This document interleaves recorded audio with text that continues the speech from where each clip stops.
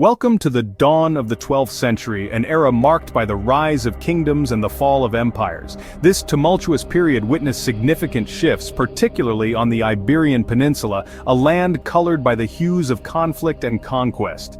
Here power was fluid, a seesaw game between the Moorish and Christian forces, each vying to expand their territories, their influence, their might. The chessboard of politics and power was constantly changing, every move a potential game changer. In this chaotic world, the Kingdom of Portugal started to find its footing. At the helm was Count Afonso Henriques, a man imbued with relentless determination and ambition. His vision was clear: to carve out a distinct identity for his kingdom, to unite his people, a single emblem, a singular vision of unity and strength. The volatile political climate presented both challenges and opportunities, a ground for conflicts and alliances. This was a period of tremendous upheavals, of power dynamics being constantly rewritten, of alliances being forged and dissolved in the blink of an eye. Amidst this tumultuous backdrop, a figure emerged, poised to leave an indelible mark on history. A young warrior, Afonso Henriques. In the face of adversity, and amidst the echoes of war drums, he was preparing to lead his army into a defining battle that would not just be a mere skirmish, but a monumental event that would etch itself into the annals of Portuguese history. And amidst this backdrop, a young warrior, Afonso Henriques, was preparing to lead his army into a battle that would become a defining moment in Portuguese history. On the eve of the 25th of July, 1139, the air in the plains of Ourique was tense. The Portuguese, under Afonso Henriques, had taken a strategic position, their backs to the Monferrato Mountains, facing the vast open plains. Their leader, Henriques, was a man of formidable character, whose unyielding spirit had earned him the unwavering loyalty of his men. His leadership was a beacon of hope in the looming darkness, a source of morale that was much needed in the face of the overwhelming odds they were about to confront. The Moorish armies, a massive force, were amassed on the other side of the plain. Their numbers were said to be 5 times that of the Portuguese. It was a sight that would have sent shivers down the spine of the most seasoned warrior. Yet the Portuguese stood firm, their resolve unbroken. They were a small force, but they were determined, they were united, and they were led by a man who would not back down. Afonso Henriques was not merely a leader, he was a visionary. He saw what lay beyond the immediate threat of the Moorish forces. He saw a future where his people could live free from the constant threat of invasion. His vision was the driving force behind his relentless pursuit of victory, a victory that seemed impossible given the circumstances.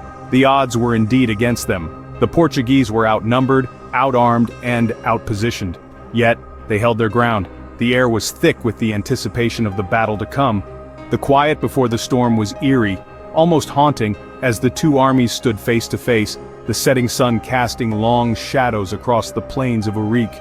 The men tightened their grip on their weapons, their hearts pounding in their chests, their breaths shallow. The night was falling, and with it, the reality of what lay ahead was sinking in. It was a night of waiting, a night of quiet prayers, a night of solemn promises. As the sun set, the Battle of Ourique was about to begin, a battle that would change the course of Portuguese history forever. As dawn broke on the 25th of July, the Battle of Ourique commenced. The Portuguese, led by the charismatic Afonso Henriques, faced an army of Almoravids, vastly outnumbering them. Yet the Portuguese were not daunted. They were prepared to fight, to defend their land, their people, and their faith. The battle began with both armies advancing towards each other, their weapons gleaming under the first rays of the sun. The Almoravids, confident in their superior numbers, charged forward in a full frontal assault. But the Portuguese, under Henriques' leadership, held their ground with a resilience that belied their size. Despite the odds, the Portuguese warriors fought fiercely, their swords cutting through the air with a deadly precision that seemed to echo their determination. They were not just fighting a battle, they were fighting for their very existence, their identity. Meanwhile, Henriques, from his position at the forefront, was not just a commander, but an active participant in the fight. His presence on the battlefield served as a beacon of courage for his men, inspiring them to fight with all they had. His strategic acumen was evident in the way he commanded his troops, using their smaller size to their advantage, maneuvering them to exploit the Almoravids' vulnerabilities. As the battle raged on, a turning point came. the Portuguese started pushing back the Almoravids, their courage unyielding, their spirits unbroken. It was a testament to their bravery, their unity, their unwavering belief in their cause. It was during this critical phase of the battle that Henriques made a daring move. Seeing an opportunity, he led a contingent of his best men directly into the heart of the enemy lines. It was a risky move, one that could have easily led to their downfall, but it paid off. They managed to destabilize the Almoravid command, throwing their ranks into disarray. With the Almoravids in chaos, the Portuguese seized the moment, launching an all-out assault. It was a sight to behold as they cut through the enemy lines, their determination etched on their faces, their swords striking with a force that seemed to shake the very earth beneath them. The Almoravids, once so sure of their victory, now found themselves retreating, their ranks broken, their spirits shattered. The Portuguese, on the other hand, stood victorious, their courage and determination having carried the day.